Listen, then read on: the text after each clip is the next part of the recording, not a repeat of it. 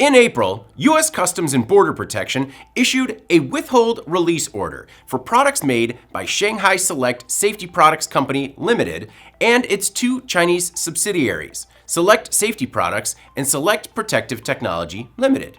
CBP officers were instructed to detain any work gloves made by the companies and deny them entry into the country. The order comes after CBP received information implicating the companies in the use of convict labor, a violation of U.S. law that prohibits the import of products made with forced labor.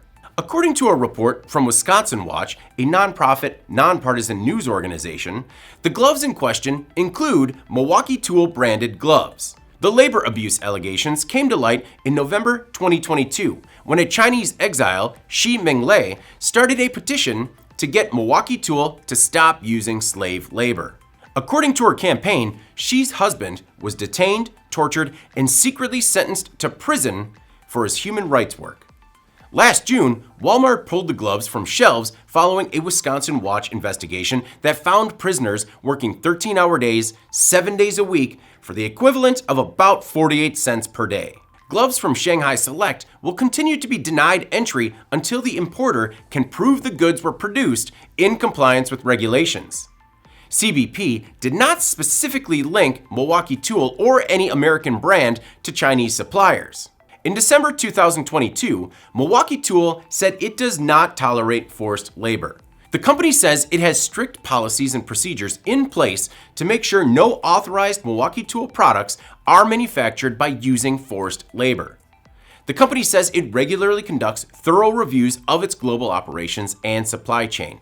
The company, quote, found no evidence to support the claims being made. However, in 2023, a Shanghai Select salesperson told Wisconsin Watch the company made most of Milwaukee Tool's work gloves. Wisconsin Watch did find regulatory filings that show Shanghai Select was contracted by Tektronic Industries, a Hong Kong-based company that bought Milwaukee Tool for $626.6 million back in 2005.